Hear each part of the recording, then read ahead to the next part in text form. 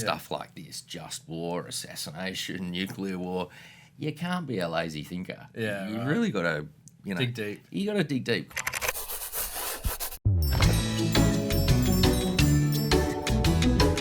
Hey, it's Jeziel here for another episode of 98.5's Table Talk. Thank you so much for joining us. This is where we give short answers to tall topics. And joining us right now, we have the Executive Chairman of HHG Legal Group. It is Simon Krieg. Simon, always a pleasure having you in the studio. Mate, I'm so glad to be here. You know how hard sometimes it's been to get here, and it's just wonderful to see. And what a cool new studio as well. It's a very cool. Too many people have your number, Simon. That's the problem. You got to stop giving out your number. Yeah. Oh, well. I've had the same mobile number since I was an article clerk back in, 1997. Wow, okay. So there's a bit of a problem with that. Yeah. Got to switch numbers. Hey, what are you bringing to the table today? Today is an attempt to bring what is, on the one hand, quite a complex legal and political theory, the theory of just war, but to convert it into not just relevant terms to the whole Russia-Ukraine disaster, but also I hope to give listeners a bit of a framework as to how all governments in the Western world have approached decisions to engage in war, defensively or offensively, since Thomas Aquinas, who came up with this a very, very long while ago.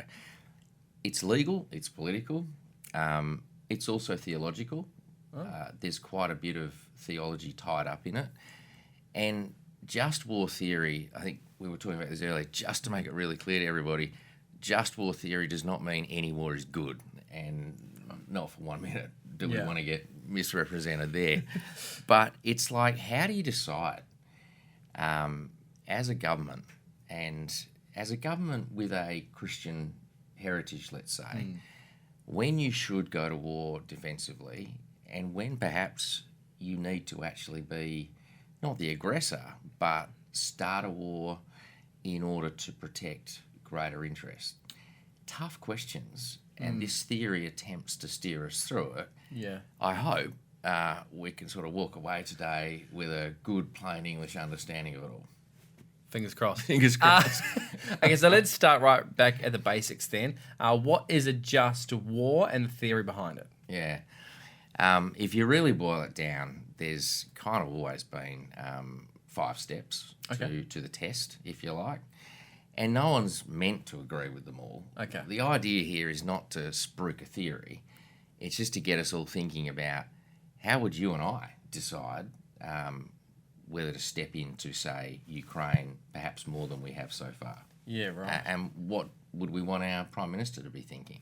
So if you look at it from that perspective, it is a largely Christian philosophy historically, but one that's been modified and adopted generally. And it does assume that taking all human life is seriously wrong. It does not detract from that. It states that countries have a duty to defend themselves and their citizens, something we'd all agree with. It is all about protecting human life and, not ever using money and extended territories, for example, to justify it. And it's really about where are your moral values at in deciding when to use force, when to take life. Is there ever a good reason to take life? Yeah. I could go into that in more detail. I won't, but I suppose if we give a little bit of the extra science to the theory away, we'd be saying, is a just war merely a permissible war, or is it one that is actually puts an obligation on a country to jump in? Speaking of, right now, if we were to call it a just war, do you think a preemptive strike against Russia is what Ukraine needs to do now? Is that justified, do you think? Look, I studied political science before law. Just war theory came up a bit in law too. And I am no expert in the area, but as a broader, I guess, combination of legal, political, social commentary to answer that question, I'm just going to give you the answer I know you're going to expect. There is no easy answer. But it's probably not as black and white as saying no, never. Mm-hmm. And that might be challenging to listeners. It certainly shapes my thinking at the moment. At what point does a country like America need to take a preemptive step when their intelligence, their research, that of their allies all says Putin is definitely going to use nuclear force within the next 24 hours? Let's say that was hypothetical. All the data on their desk. Yeah. And you know you've got the means to stop him. Tough call. How do you do it? Well, just war theory attempts to at least give a starting framework, steps to work through to make that decision. Okay, so what about a strike just against Putin? Exactly the same? You've still got to weigh up all the pros and cons. It's pretty much the same, is it? There's a lot of the same, but there's more. Let's call it what it is. We'd be talking about here the assassination of an individual in order to save perhaps millions of lives.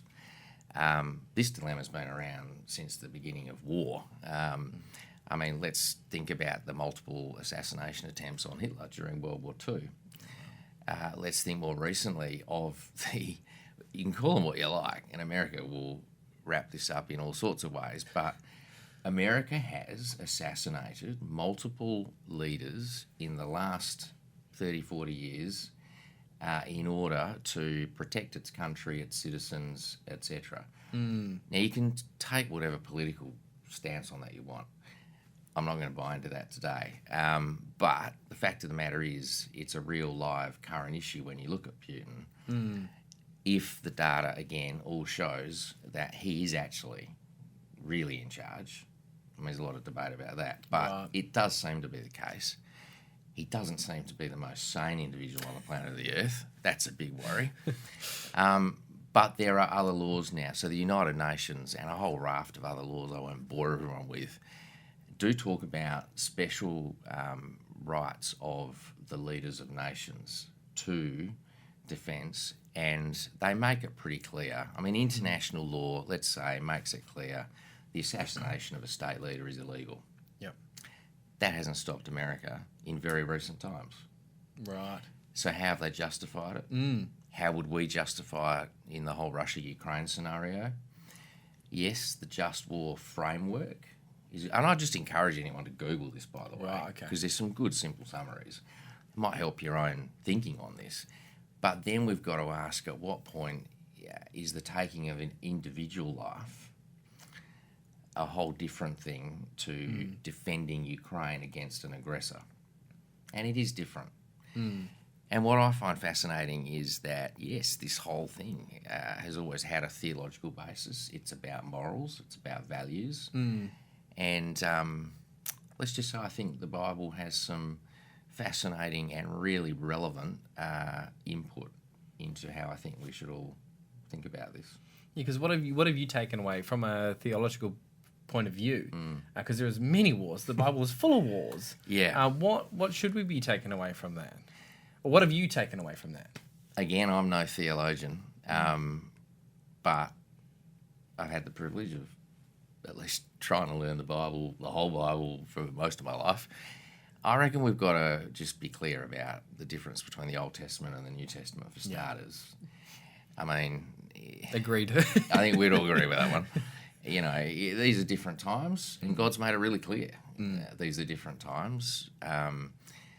So if we focus on the New Testament, you've got some wonderfully challenging paradoxes. And you know what? I think as a country, we are guilty of being lazy thinkers.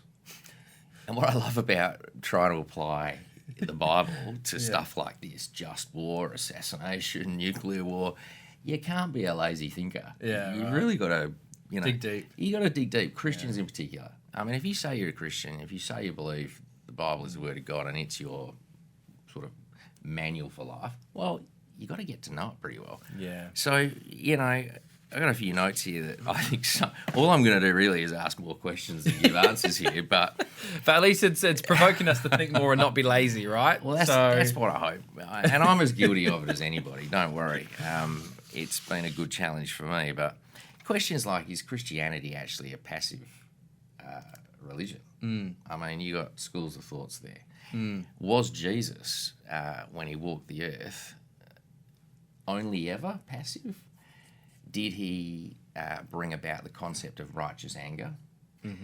Does the New Testament, not just the Old, talk about consequences of actions? And how do we as Christians work through what might be a just cause, even a just means for going to war? And how do we work out what's not? All I'd really say in summary, and this is probably like the total of my so far conclusion, is if, again, we don't have a framework, we don't have a foundation for our decisions, if we haven't put in the hard yards to understanding the Bible and researching how it applies, and not just the Bible, but all of this relevant, tried and tested legal, political theory, how are we going to make a decision? Aren't we just stabbing in the dark? I mean, if you ask Joe Blow on the street, should we assassinate Putin today? I reckon the knee-jerk reaction would be yes. Yeah. But if you then asked why, and you got past the, well, he's clearly a nutter, I don't think there'd be a lot more there. I don't think we're thinking deep enough about all of this. So is just war about good war? No. There's no such thing as a good war, let's face it. But are there times to defend? Are there times to put the interests of the majority ahead of one? Questions for us all. Now, we are running out of time, so I'm going to just fire I talk too much. I'm a lawyer. A quick couple of questions at you right now. Do you think this is the start of something more? Let's say Russia does actually take over Ukraine. Do you think that's a stepping stone to a lot more? Or do you think that's where he's going to go, okay, no, I'm happy with that? I don't think there's any doubt that, and if you look deep into his life, his career, the rise and fall of the USSR, his role in the KGB, this is all stuff I loved studying because pre-law and have kept up an interest in. And I think what I'm saying is fairly non-contentious. The guy's never gotten over the fall of the USSR. Okay. He has always been blindly determined to rebuild it, one way or another. And this is only the beginning for him. And if he can't pull it off, well, he hasn't pulled it off as easily as he hoped. I think we all agree that as well. The question becomes, in desperation, will he use nuclear power? Yes. And how will he justify it? He's no one could accuse him of being dumb. The guy's very intelligent. And his concept of all these fake referendums to try and make it look like half of Ukraine actually wants to be back in the Russian family gives him this very feeble but kind of argument that anybody then resisting us in those places who have voted to be back in Russia, no matter how corrupt that system was, we have the right under international law to defend our territory. So we're not an aggressor, we're a defender. I don't think any of us believe him, but he's not stupid. He's doing what he can to preserve some moral high ground, and I don't think he's going to stop here. Okay, so very last question, because like I said, we are running out of time. No, this is good. I'm loving all of this. I'm just soaking it up like a sponge. I'm not being lazy. This is me being try to be short and sharp. I mean, I don't want to alarm anyone, but the term, Armageddon has been thrown around. You talked about, will he get the nukes, What if he did? What would be the repercussions of that for the world? Well, Joe Biden and our former Treasurer, Joe Hockey, just today actually agreed that there is a very strong chance he will use nuclear weapons. So that's a combination of all of the US assets and intelligence, plus what is quite a powerful Australian think tank, really, advisory service. But, and this is something you learn straight away whenever you look at, Soviet history and what's happened since, it is a fact. I don't know if this stat is right, but they're saying 81% of all of their high-level, state-of-the-art nuclear tech Yeah. is probably not going to work, Oh, which is not surprising because when Wow. the USSR fell, yeah. no one was in charge. Like, seriously, guys were just taking submarines and flogging them off where they want. Nuclear weaponry needs a level of maintenance. That hasn't Yeah, happened. okay. So he can press a button. Will it all work? Who knows? But then again, it's also agreed that he has about 10 times the amount of nuclear weapons than the US because the USSR didn't destroy as many as they said they would. Right.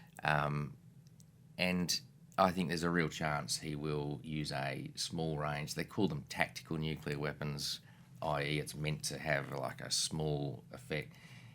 If you read up on that, there's no such thing as an accurate nuclear weapon. Right. The damage is always huge. So the big question now, and I'll leave it on this, is if he does, and let's assume he does, are we going to take a Cold War response, which was always press the button in exchange? Right. That was Cold War theory. That was what we called, mutual assured destruction. You didn't press the button because you knew that the other side would and you'd all be gone. Yeah. That's no longer the play because he knows NATO and the US are quite fractured. He knows the UN is entirely kind of powerless at the moment. And I think I wouldn't be sure that we would all respond in kind. And yet at the same time, we can't let him get away with that. Oh, that's exactly it. So, like you say, you've left us with somewhat more questions. It's good though because I think the takeaway for me is, you know what, we can't be lazy. No. We actually need to look into this, and if someone asks us on the street, we can't just go, yeah that's the go-to, let's get rid of it. Yeah. We're going to be able to back that up. So what you've done today is just open up a whole bunch more questions for us, which I think is a good thing. So thank you. Can I just end on one quick note? Because I reckon it's just so critical. This stuff really gets people down. Like, I run into people every day, as I know Sunshine does, who are really, really stressed about this. I don't want to be flippant, but those of us that know who's really in charge, we don't really have an excuse to get too stressed. We know that whatever one man wants to do, the big man is ultimately in control. And in there is so much hope and reason not to fear. I'll just end on that point. That's awesome. Amen. My guest today for Table Talk has been Simon Krieg, the Executive Chairman of HHD Legal Group. Simon, thank you so much. Always a pleasure having a chat to you.